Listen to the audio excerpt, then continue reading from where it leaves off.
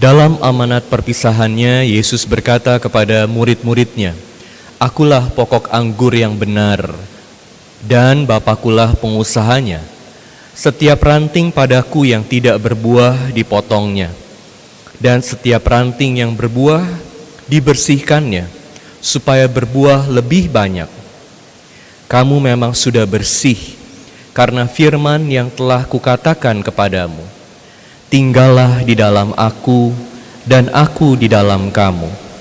Sama seperti ranting tidak dapat berbuah dari dirinya sendiri, kalau ia tidak tinggal pada pokok anggur.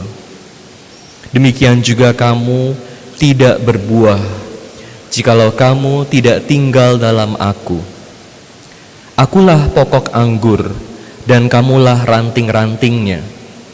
Barang siapa tinggal dalam aku, dan aku dalam dia, ia berbuah banyak. Sebab di luar aku, kamu tidak dapat berbuat apa-apa. Barang siapa tidak tinggal di dalam aku, ia dibuang keluar seperti ranting yang menjadi kering, kemudian dikumpulkan orang dan dicampakkan ke dalam api, lalu dibakar. Jikalau kamu tinggal dalam aku, dan firmanku tinggal dalam kamu, mintalah apa saja yang kamu kehendaki, dan kamu akan menerimanya. Dalam hal inilah Bapakku dipermuliakan, yaitu jika kamu berbuah banyak, dan dengan demikian kamu adalah murid-muridku." Demikianlah Injil Tuhan. Terpujilah Kristus. Tinggallah dalam aku, dan aku dalam kamu. Saudara-saudari yang terkasih dalam Kristus, Injil hari ini mengajak kita untuk berbuah. Apa artinya berbuah? Apa artinya tidak berbuah? Dan bagaimana supaya kita bisa berbuah? Apa artinya berbuah? Sederhana. Kalau dalam hidup pohon ini berbuah, artinya ini ada hasilnya. Atau kita sebagai manusia, kalau kita berbuah, artinya kita punya karya. Kita manusia dikasih kesempatan hidup bukan untuk diri kita sendiri saja, tapi juga untuk orang lain. Tuhan kasih kesempatan kepada kita untuk bisa punya peran dalam hidup. Kalau Tuhan minta kita untuk berbuah, itu artinya kita bisa berbuah. Kalau kita bisa berbuah, itu karena Tuhan memberi kemampuan kepada kita untuk berbuah, untuk berkarya. Kemarin gereja merayakan, memperingati Santo Yosef, sang pekerja, tukang kayu yang dipilih untuk menjadi ayahnya Yesus di dunia ini. Ini artinya gereja sangat menghargai nilai pekerjaan. Kalau kita bekerja, kita menghasilkan sesuatu, ada karyanya. Dengan pekerjaan kita, kita bisa buat hidup orang lain jadi lebih mudah. Dan ketika kita diberi kesempatan untuk bekerja, artinya kita bisa ikut ambil bagian dalam penyelenggaraan Allah di dunia ini. Anda dan saya harus bersyukur kalau dapat kesempatan untuk bekerja. Sesulit apapun pekerjaan itu, artinya hidup kita bisa berguna buat orang lain. Apalagi Santo Yosef diberi kesempatan untuk ikut ambil bagian dalam karya penyelamatan Allah. Ini karya keselamatan, menyelamatkan jiwa. Karena Santo Yosef ini melindungi Bunda Maria yang adalah mamanya Yesus, dan Santo Yosef juga melindungi bahkan Sang Penyelamat sendiri. Kan waktu Yesus masih bayi kan, dia mau dibunuh oleh Raja Herodes. Tapi Santo Yosef yang bawa Yesus ke Mesir. Sang Penyelamat butuh juga penyelamat waktu di dunia. Jadi kita lihat bagaimana Anda dan saya juga diundang oleh Allah untuk ikut serta dalam karya penyelamatan. Dalam konteks Injil hari ini, anggur ini juga hubungannya sangat erat dengan Ekaristi. Ini kan dikatakan Yesus dalam amanat perpisahannya. Yesus, sang pokok anggur, adalah yang memberikan hidupnya, memberikan darahnya buat kita semua supaya kita bisa selamat. Yesus berkorban supaya kita hidup.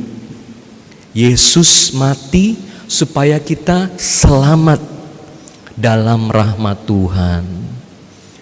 Jadi kita semua diundang untuk ikut serta dalam karya penyelamatan ini. Sayangnya tidak semua orang pakai kesempatan yang Tuhan sudah berikan ini dengan baik.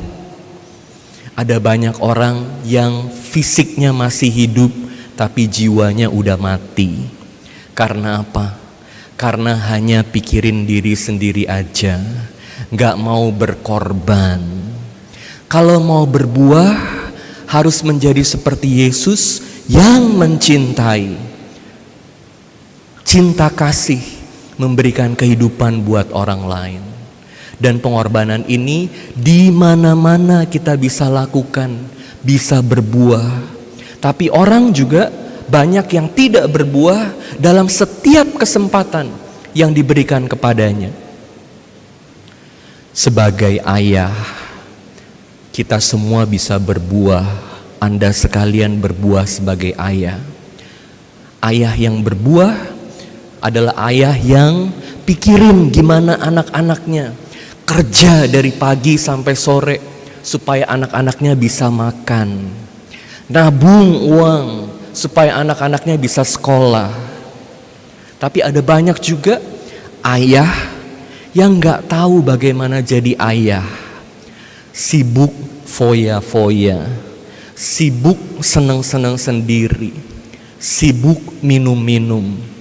Bagaimana bisa memberi hidup buat anak-anaknya?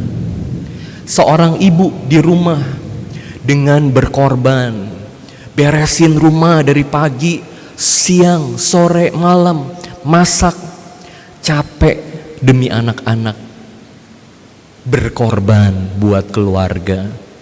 Bukan dari pagi, siang, sore, malam nonton drakor terus, gosip terus.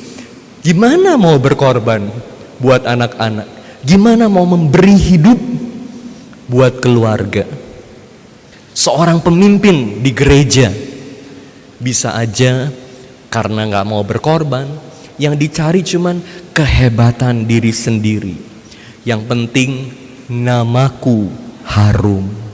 Yang penting orang-orang di gereja menghormati aku. Dia gak pikirin gimana kepentingan orang-orang yang dia layani. Ini namanya cari untung sendiri, egois. Gimana mau memberi hidup? Ini adalah orang-orang yang tidak berbuah. Kita semua dipanggil untuk berbuah. Dan bagaimana caranya? Nah, waktu saya masih kecil, saya sekolah minggu. Ada satu lagu sekolah minggu yang saya suka sekali. Yesus pokok dan kitalah carangnya, tinggallah di dalamnya, pastilah kau akan berbuah.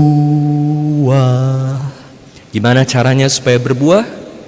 Tinggal dalam Yesus. Ketika Yesus minta supaya kita tinggal bersama Dia, ini bukan karena Yesus kesepian. Seperti cewek yang bilang sama cowoknya, tinggallah bersama aku. Bukan itu. Tapi supaya Dia bisa memberikan hidupnya kepada kita, memberikan kasihnya kepada kita, memberikan rahmatnya kepada kita.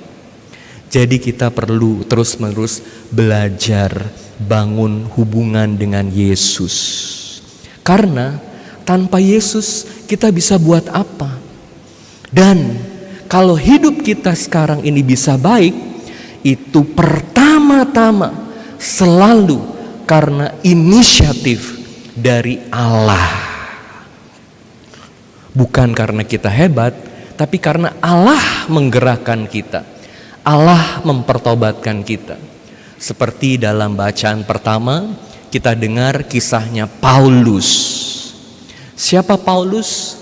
Anda tahu bahwa Paulus ini adalah orang Farisi yang sangat pinter, hebat, dan dalam hidupnya sebelum bertobat dia punya tujuan untuk membunuh orang-orang Kristen. Tapi dia dipertobatkan. Karena kehebatannya sendiri? Bukan. Tapi karena Tuhan menyentuh hatinya, mengubah hidupnya. Sehingga dia dibutakan, mengalami pengalaman akan Tuhan, dipanggil untuk menjadi rasul yang begitu hebat. Tapi saudara-saudari saya yang terkasih dalam Kristus, saat kita menerima undangan dari Allah untuk bertobat, tinggal bersama Allah, itu pun bukan berarti bahwa hidup kita ini langsung jadi enak, gak ada masalah. Paulus saat dia sudah bertobat pun malah tantangannya tambah banyak. Karena teman-temannya sekarang yang dulunya ngejar-ngejar pengikut Yesus, sekarang ngejar-ngejar dia, mau bunuh dia. Di satu sisi dikejar-kejar, sama pengikut Yesus dipercaya gak? Awalnya gak dipercaya. Jadi ikut Yesus juga ada saat dimana kita dimurnikan, dipangkas daunnya, supaya bisa naik tingkat, berbuah lebih banyak. Jangan kecil hati saat kita ikut Yesus dan masih ada berbagai kesulitan sana sini. Ini jadi kesempatan untuk semakin berkembang. Yang penting adalah tinggal bersama Yesus, bangun hubungan pribadi dengan Yesus, rajin doa, terima sakramen, dengar sabda Tuhan, supaya kita sungguh tinggal bersama Kristus. Satu hari ada satu romo, konon romo ini udah ada umur ya, jauh lebih tua dari saya, dan dia itu merayakan ulang tahun imamatnya. Jadi dalam kesempatan dia rayain ulang tahun imamatnya, ada satu aktor yang hebat. Lalu romo itu tanya sama aktor itu, boleh gak kamu tolong sampaikan Mazmur 23, Tuhan adalah gembalaku, dengan penuh penghayatan. Aktornya bilang, baik Romo, saya akan lakukan buat Romo. Tapi sesudah saya sampaikan Mazmur 23, saya juga minta Romo ya untuk sampaikan. Boleh. Lalu aktornya itu mulai ambil kitab suci, dia renungkan sebentar, dia mulai baca dengan penuh perasaan, Tuhan adalah gembalaku. Wah, hebat. Sudah dia baca, semua tepuk tangan. Kemudian giliran romonya. Karena udah ada umur, nafas aja juga udah susah, suaranya udah lemah, tapi dia bacain pelan-pelan. Dia bukan baca lagi, dia langsung sampein, Tuhan adalah gembalaku. Pelan-pelan dengan penuh penghayatan. Sesudah dia selesai sampaiin Mazmur 23, semua pada diam. Ada keheningan. Mereka sangat tersentuh dengan bagaimana romo yang udah ada umur itu sampai Mazmur 23. Aktornya bilang, Romo, terima kasih. Saya tahu dengan sangat baik Mazmur ini. Tapi Romo kenal dengan sangat baik sama Sang Gembala. Karena Sang Gembala itu sudah menjadi bagian dari hidup Sang Romo, dan Sang Romo menjadi satu dengan Sang Gembala yang selalu melindungi, menyertai, memperkaya hidupnya sepanjang pelayanannya. Bagaimana dengan kita semua? Kita semua diundang untuk berbuah, tinggal dalam Kristus, dan Kristus dalam kita semua. Amin.